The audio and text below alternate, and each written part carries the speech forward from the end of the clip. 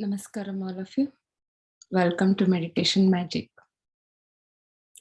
To begin with, my humble salutations to Pitamaha Patriji, Swarnamala Patriji, and to all the viewer gods and the gods who are participating.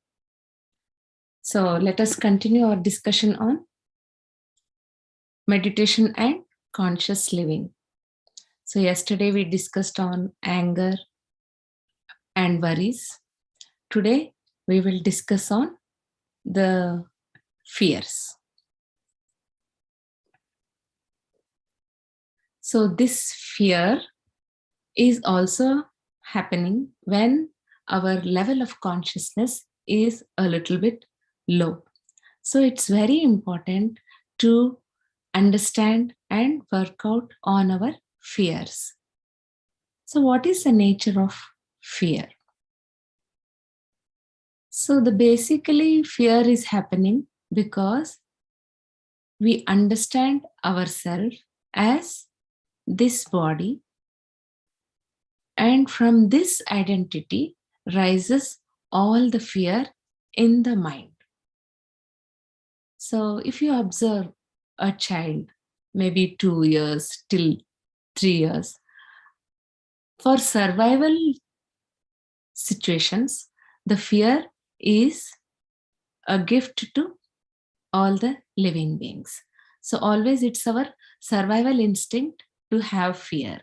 But beyond the survival situations, also the mind tends to continue in fear, right? We are trying to deal with that kind of fear. We are not talking about the fear that is required for our survival purpose. For example, on the road, the car is passing, and at that time you don't go and hit the car, right? So that is survival need. So beyond that, can we say we are fearless at the given instant wherein the situations are perfectly safe? So we should identify those fears and work on that, as the fear causes lot of toxicity in the body. It is proven scientifically.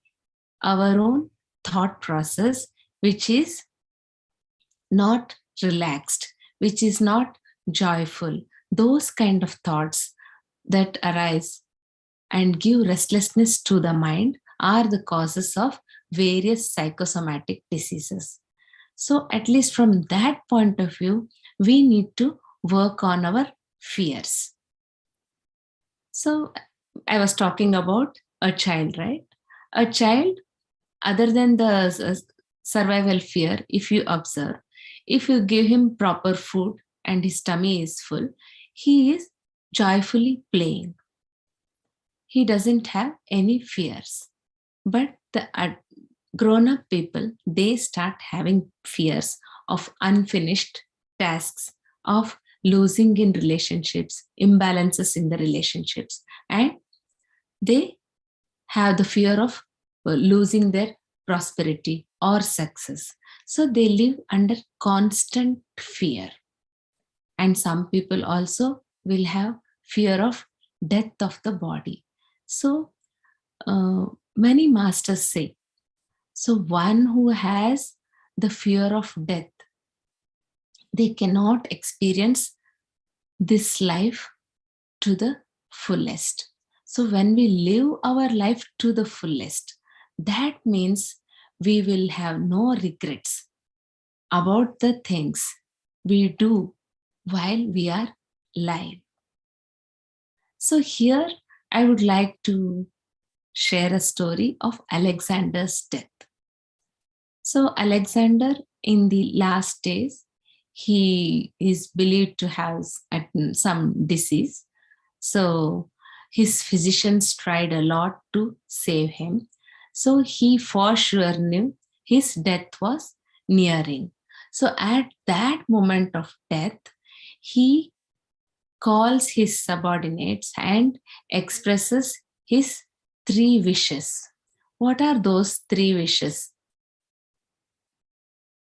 wish number one is he wants his physicians to carry his coffin. And the second wish or desire is that his coffin to be transported on the path leading to the graveyard, and that path should be laid with all the wealth he collected. So his third wish was his hands should be hung out of the coffin. So the generals all agreed, and they also asked him as to why he was so particular about these three wishes. So he said the beautiful words of wisdom, like when the physicians carried his coffin, he wants the world to know no physicians can help you cure the diseases. So in front of death, everybody is helpless. So wisdom number 2, when he said that all his riches be laid on the path, the coffin is being carried, means he wants to say that I spent all my life earning riches, but cannot take with me anything. So let people know that wealth is nothing but dust. And thirdly, he wishes his hands to be hung out of the coffin, right? So he is telling, I came to the world empty handed, and now I go empty handed. So this is the lesson he is sharing. So from this, we understand what is our life, right? Throughout life, we are so busy in accumulating. It is good to accumulate. Yes, we need for some physical reasons, we need wealth. But the thing is, we are not grounded in our truth. What is our truth? Means when we came to this world, like a child, we were also very joyful. But what happened now? That we are succumbed to so much of anger, fear, worries. So now, when as a child, definitely the child has no responsibilities, that the child is joyful in an innocent way. But now again, we need to deal with this fear, and we should become consciously joyful by understanding that we are more than this body. When we understand that, then our fear is reduced to a considerable extent. One of the famous poet of Gujarat, Srimad Rajchandraji, says, the root of all suffering is because we do not know who we are. That is causing all the fear, worry, and other things. So if we all know, as I discussed in the first day, that we are gods, and if we experience our life as gods, then there is no place for all these negative emotions which are keeping us at low level of consciousness. So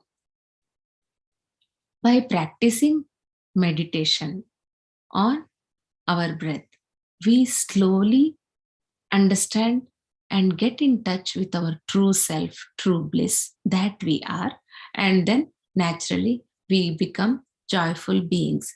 And one more thing is, our mind is basically against, or it fears the awareness itself.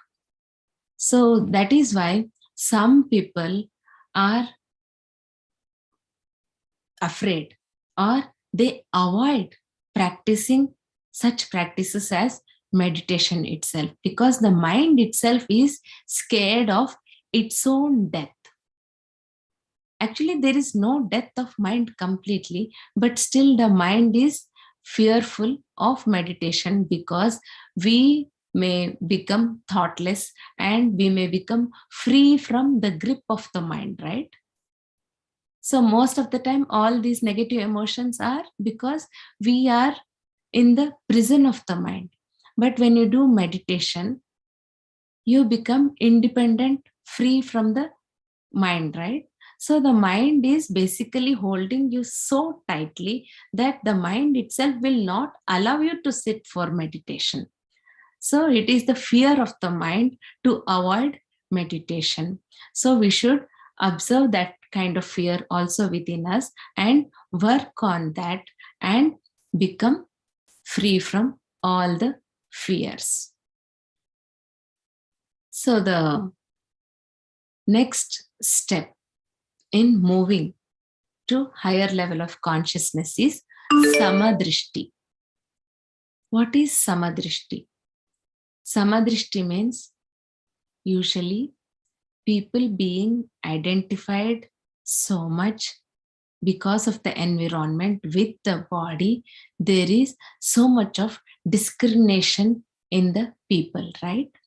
So because of the discrimination, we treat people differently. So definitely, so in the outside environment, we can treat people differently based upon their uh, talent, based upon their capabilities. While handling projects, you choose people, but when it comes to that subtle self, like just means at the parties, we need not deal people in a discriminate way, right? In the parties, everybody can be same. There, sometimes we give priorities to the status, success, prosperity. So, based upon this, we keep on discriminating, and that also causes us restlessness in an attempt to also earn that dignity in the other's eye. We are so much in the grip of the mind about our own way we look, our own standards we show to the society, right? Again, we also take the stress of maintaining that image, self image, and we also look at others, judge others based upon the images other people portray. So we should understand this nature of our own self and we should move beyond that. So that is very important. Like when we start viewing people as same, we shouldn't have the complexity of superiority and inferiority based upon all this success, prosperity, and capabilities. Mahatma Gandhi quotes that it is unwise to be too sure of one's own wisdom. It is healthy to be reminded that the strongest might weaken and the wisest might err. Means we can't say that we didn't do any mistake till now, right? We all make mistake. But when we know of others, oh, this person did this mistake, this person did this mistake, that at that time we don't treat that person with proper respect, right? With the same amount of involvement that is involved with everybody. So this is also in Jains, they say Keval Gyan. Keval Gyan is means looking at everything as is. You don't judge, you don't condemn anything. Everything you are viewing in the same level. That is, you respect everybody to the same level. Only when it comes to the practical work related things, at that time you see people differently. But whereas when it is coming to the other things other than the practical dealings, at that time we are If we want to be peaceful in life, we should see everybody with the same level of love and respect. And one more thing is, because people are at different stages, we tend to discriminate them. Why are people at different stages? We all know because of their points or evolution in their life. Some people are, their perception is different, and their goals and aims of life are different, and that is why people stand at different points, right? So we need not feel superior or inferior based upon that. For example, Valmiki Maharshi was a thief, right? Only when he did sadhana, he became a Maharshi. And we also know of the famous poet of Andhra, Vemana. His life was too much different before he became a poet, a self-realized being. So we never know the path of others, journey of others. We are also on some journey, and we don't even know about our own journey also. So this life is at just a journey, and people are at different points. So there is no superiority based upon the different positions we are at. And the next point is, we should be living effortlessly and joyfully. Most of the people think joyful means, yeah, going to the movie, going to the parties, or doing something always. But whatever we are doing, whether it is creativity or anything, if we feel that we can be joyful only by doing that, then that joy cannot be permanent. Why? Because the doing has to end, right? Supposing I say that only by singing I am joyful, then can I sing for 24 hours? Then I am joyful only as long as I sing. Then my joy is not permanent. Supposing I am a painter and I get joy by painting. Yes, that time what happens? I cannot paint for 24 hours. And what will happen if I meet with accident and I lose this hand and I cannot paint now? What if I lose my voice by some singers have got this vocal cords problem, right? So many famous singers also have that. Then what happens if I get that? And that time, does it mean that is end of my joy? So we should understand that joy is, or it shouldn't depend upon doing. The joy, the very nature of joy is, we ourselves are joy. Our own identity is joy and bliss. Once we identify with the joy that is there within, we can be continuously joyful, and being creative is nothing but an expression of the joy within. So once we understand the joy that is within, then we become independent of doing itself. At that time, the singer is having vocal cords problem. No problem.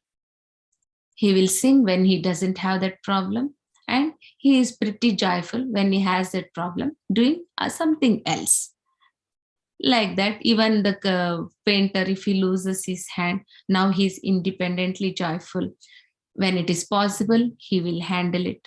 Otherwise, he is fine by his own nature itself. So, to understand this joy that is within us, we should again, I repeat, contemplation and introspection. By contemplation and introspection, I again maintain a diary, seeing that where all I am stuck, what is causing me restlessness or the fears, and what is that compulsive behavior that is holding on to me, that is not allowing me to be independently joyful. So, what is my compulsive behaviors? So, we don't even know that we are of compulsive actions. So, being independent of that compulsiveness will give joy. We will be doing the same activities, but now we are independent of that compulsiveness, that I'm free from that compulsiveness. Now I am joyful, and I am equally joyful and passionate about whatever I do, because now there is no compulsion. And when we understand and we become free of this compulsive doing, then whatever we do gets different energy, and it gives double joy when it is free from compulsive actions. Because when we have that compulsive action, there is so much of desperation, right? So that desperation, though we are doing great tasks, because of that desperation within, we are not able to enjoy completely.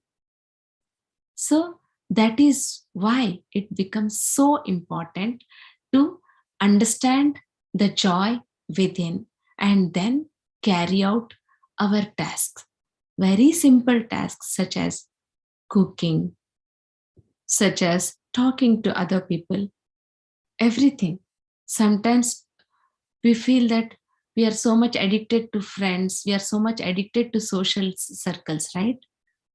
We need to understand that our joy is within. And when you understand that you are independently joyful, then the friendship also is so much filled with joy and love.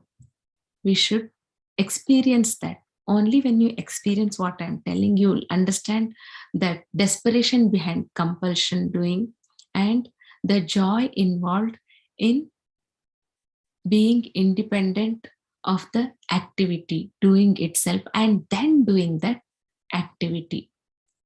So, with this theory in mind, today we shall do this Anapanasati meditation with this knowledge of becoming fearless as I am the very bliss. And we weave everything with that non discrimination. We treat everybody as gods. Because I am God, everybody is God. And the third point is Akaran Anand, means being joyful without any reason. There is no reason for my joy. I am just joyful. That's again because I experience myself as God and I see the same God. I experience the same God within whatever I see and whatever I do. Sarvam Kalvidam Brahman. When I experience that, then I am bliss and I see bliss wherever I see. So, with this theory, we'll now do Anapanasati meditation. Focus on the breath, sitting comfortably straight, fingers crossed.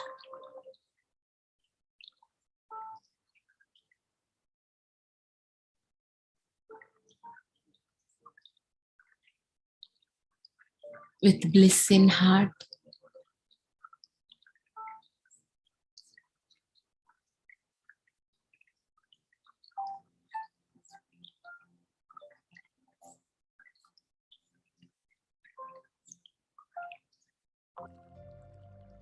With a beautiful smile, close your eyes and focus on the breath.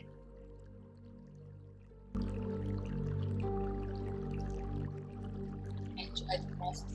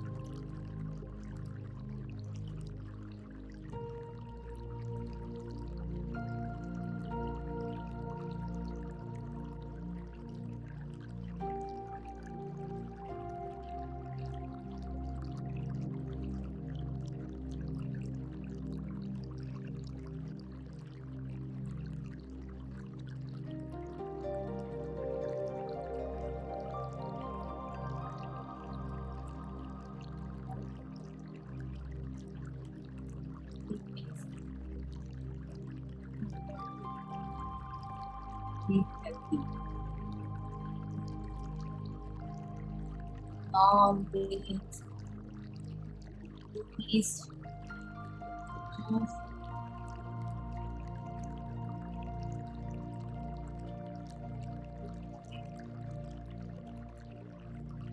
Always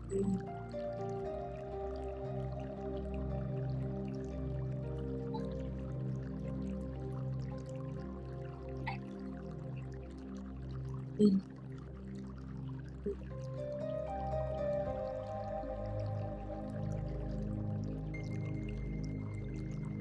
Sarvesham,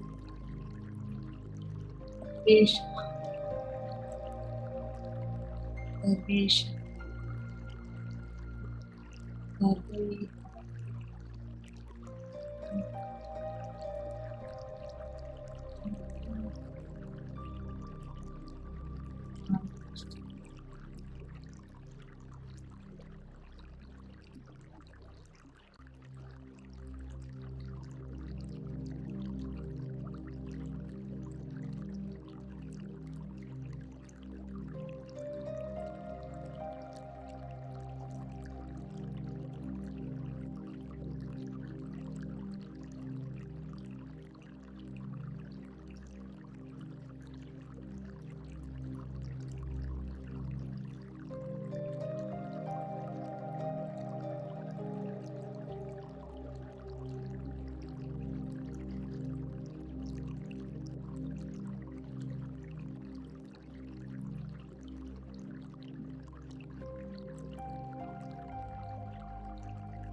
Asanas,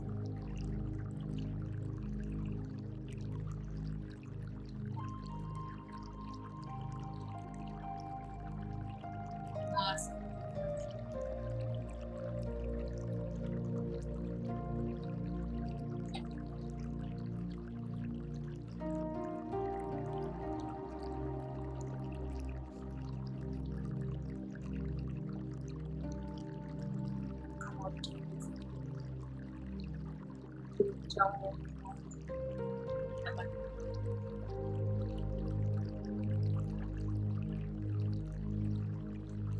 participating and sharing your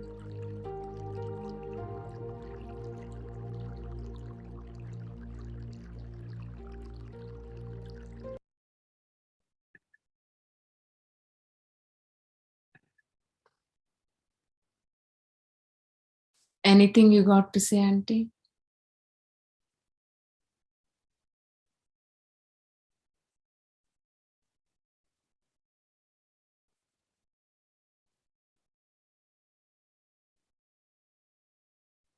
Okay. So thank you for participating. There is one more session to go. We'll see you in that. Thank you.